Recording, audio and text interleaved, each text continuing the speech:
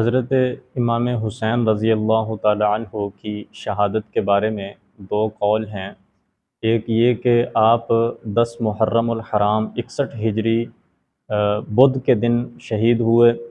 اور دوسرا قول ابن کثیر نے البدایہ میں یہ لکھا ہے کہ حضرت امام حسین رضی اللہ تعالی عنہ کی شہادت 61 ہجری بروز جمعہ 10 محرم الحرام کو ہوئی تھی۔ حضرت امام حسین رضی اللہ تعالیٰ عنہ کے قاتل کون تھے؟ ویسے تو وہ تمام لوگ جنہوں نے یہ منصوبہ بنایا، جنہوں نے حضرت امام حسین کا محاصرہ کیا، فوج لے کر آئے،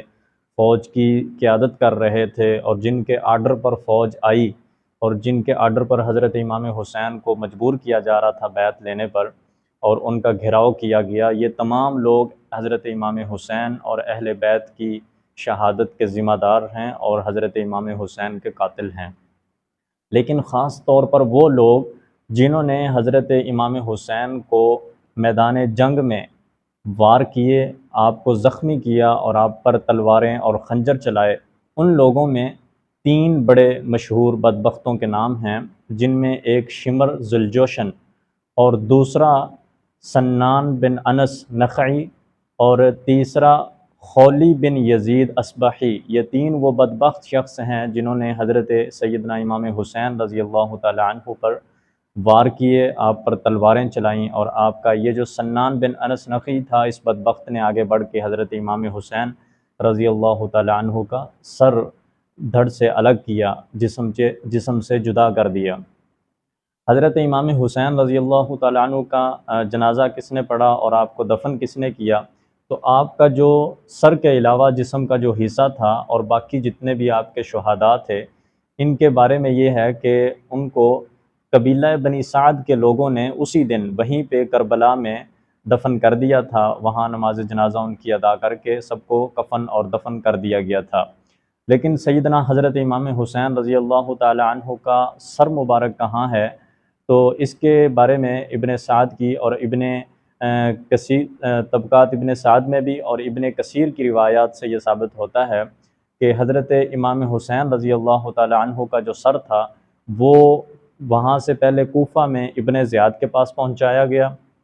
پھر ابن زیاد نے وہ واقعہ پیش آیا کہ جب ابن زیاد نے حضرت امام حسین کے ہونٹوں پر، لبوں پر وہ ان کے ہاتھ میں چھڑی تھی تو اس نے چھڑی ماری، تو ایک صحابی رسول زید بن ارقم وہاں موجود تھے جو چیخ کر یہ بولے کہ اے بدبخت، اس چھڑی کو ہٹا، میں نے ان لبوں کو نبی کریم صلی اللہ علیہ وسلم کے لبوں کے ساتھ لگتے ہوئے دیکھا ہے۔ یعنی یہ وہ مبارک لب اور ہونٹ ہیں جن کو خود نبی کریم صلی اللہ علیہ وسلم بوسہ دیا کرتے تھے۔ پھر اس کے بعد حضرت امام حسین کے سر کو اس بدبخت نے، ابن زیاد نے، یزید کے پاس بھیجا تھا شام میں، دمشق میں، اور یہاں سے آگے جو ابن سعد کی روایت ہے اور ابن کثیر کی روایت ہے، اس کے مطابق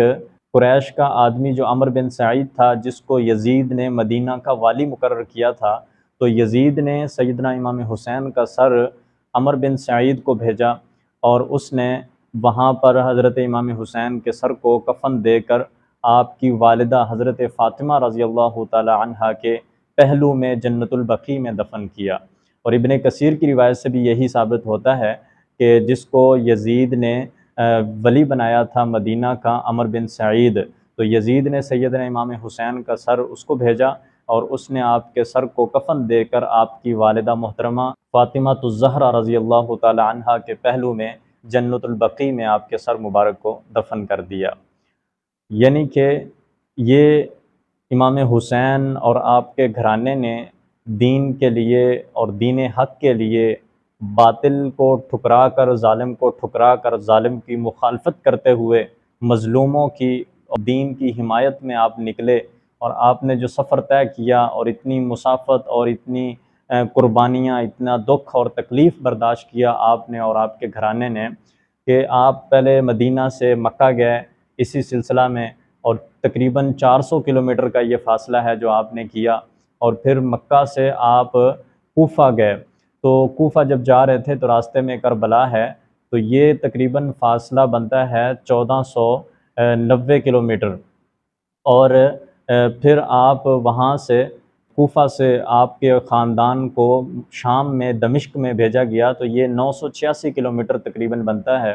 اور اس کے بعد پھر آپ کے خاندان کو شام سے واپس مدینہ بھیجا گیا تو یہ فاصلہ 1600 اور کچھ اوپر کلومیٹر بنتے ہیں، یعنی اتنا یہ فاصلہ تھا جو آج کل ہم جدید گاڑیوں پر اور کارپیٹ روڈوں پر سڑکوں پر بھی چل کے ہم اتنا فاصلہ طے نہیں کر سکتے اور ہم تھک جاتے ہیں، اتنا بڑا سفر ہے۔ تو یہ اہل بیت نے اسلام کی خاطر، دین کی خاطر قربانیاں دیں اور اتنی تکلیفیں برداشت کیں۔ آج اگر کسی کا باپ فوت ہو جائے، کوئی رشتہ دار عزیز فوت ہو جائے